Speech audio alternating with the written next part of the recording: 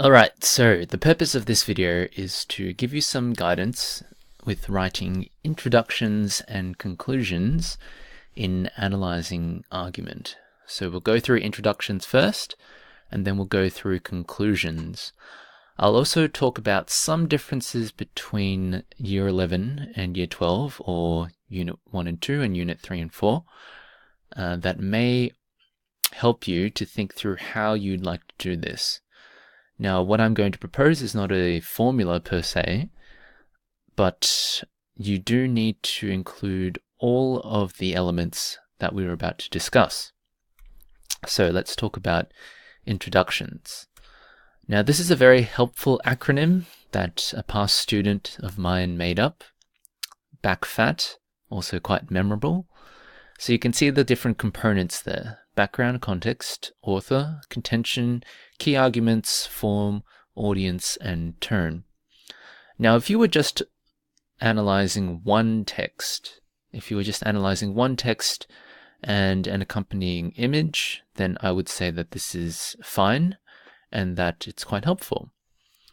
However, we need to keep in mind that when we're analyzing at least two texts and an image, that not only do we need to include more, but we also need to save time and we need to save space as well. Keeping in mind that a SAC is a limited amount of time, and in the exam you really should only be spending about 50 minutes to an hour on this section. So the advice I'm giving is not about including less detail or not including as much detail, but it's more about efficiency and focusing on what is more important. So in a two text, one image introduction, I probably would not include these two elements necessarily. Unless, of course, you think there's only one tone throughout the entire text, then I would definitely include tone in the introduction. Alright, so this is based off the 2017 VCAR exam, Section C. So let's talk about the background and context first. Now, the helpful thing about the exam is that it will always give you a small rectangular box with details of the actual background. My advice would be to use that as much as possible to your advantage, because most of the context is actually included in there. So here's an example. The principal of Spire Primary School, Denise Walker, has implemented many initiatives during her tenure to ensure that the school community is environmentally conscious. Recently, she has noticed the increasing amount of packaging waste around the school. So the background of the context is basically the circumstances that prompted the text to be written in the first place. So we can see that in two fairly short sentences there. So now we move on to the form, the publication, and the audience. Now I know that the letter P was not included in BACFAT before, but it's helpful to think about the publication and the form in the same vein, because usually the form that something comes in has a particular name, and it's usually in some sort of publication. So it doesn't really matter how you include these three things, but I've tried to make it quite streamlined. So we've got the background and the context already, and then I've added a sentence, or rather half of a sentence, in her most recent newsletter published on the school's website and addressed to parents of students. So there I've noted what the form is, where it's been published, and who it's addressed to. Now in some cases the publication will actually have a name, such as the age, or VCAR will probably make up a particular publication in some circumstances. So make sure you include the name if you can. Okay, the contention. Now the contention is a must in any case.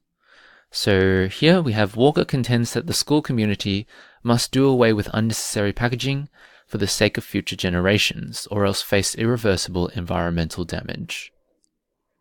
Okay, just keep in mind that a good contention or a complete contention will always have the point of view, which is here. The school community must do away with unnecessary packaging, and also the why, for the sake of future generations, or else face irreversible environmental damage. Okay, so the contention will always have the point of view and also a reason or a broad reason behind it.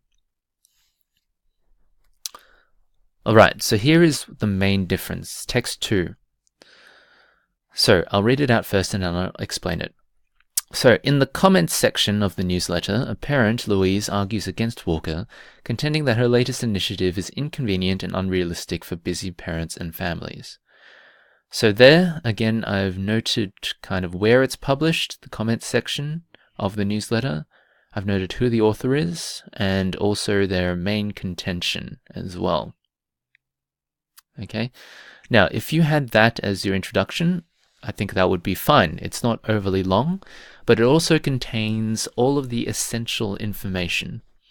Potentially the only thing that you could possibly add is the tone. So I've highlighted that in red.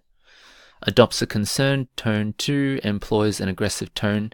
Remember to always use those precise author verbs such as adopts or employs in order to show that you are using language consciously and properly as well. Okay. Potentially the only other thing that you might include other than tone is the title or the titles of the two texts.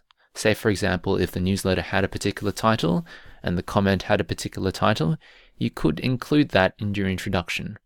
I would say not entirely necessary unless you are actually going to analyze the wording of the titles themselves, which you wouldn't do in the introduction, you would do in your body paragraphs. Okay, so potentially you could include tone or and/or title as well. But this would be fine, considering that the examiners will probably focus more on your body paragraphs and your actual analysis than your ability to identify these things. Okay, so your conclusion. Now, again, for the sake of efficiency, this is going to be quite short, and again, it's fine that it's quite short, but it just needs to be clear, and it should have the goal of summarizing what the essay contains. So, an opening comment. Denise, Walker, and Louise both show a commitment to green living, but disagree about the extent to which the community of Spire Primary School should inconvenience themselves to do so. So, kind of a summary of both of the texts, which is where your skill of summarizing is very useful and needs to be refined in order to write a concise but precise conclusion. Walker argues passionately that changes should be made at school and at home in order to prevent irreversible environmental damage to their community and wider society. So a summary of text 1 and text 2.